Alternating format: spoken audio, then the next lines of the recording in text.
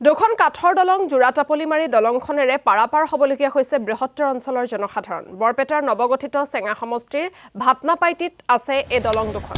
দীৰ্ঘকাল ধৰি মেৰামতি নকৰাৰ ফলত মৰণ ফান্দত পৰিণত হৈছে দলং দুখন। জৰাজীৰ্ণ বিধ্বস্ত দলং দুখনেৰে বিপদসংকুলভাৱে পাৰাপাৰ হ'বলগীয়া হৈছে বিদ্যালয় মহাবিদ্যালয়ৰ শিক্ষাৰ্থী।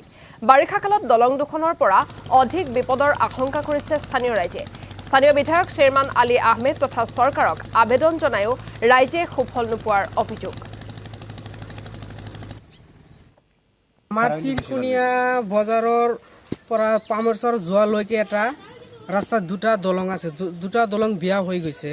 আমাৰ এই দুটা দলংখন ভাল কৰি দিব লাগে বা পকী কৰি দিব লাগে, কাৰণ বাৰিষা দিন আহি আছে। আমাৰ এই চৰাঞ্চলৰ মানুহবিলাকে কেনেকৈ এই ৰাস্তা দি আহিব? আমাৰ বাগবৰ সমষ্টিৰ মাননীয় বিধায়ক চেয়াৰমান আলী আহমেদক মই অতি সোনকালে অনুৰোধ জনাওঁ যে আমাৰ এই দুখন ৰাস্তা পকী কৰি দিয়ক, যাতে আমাৰ এই চৰাঞ্চলৰ মানুহবিলাকে চলাৰ কাৰণে সুবিধা হয়।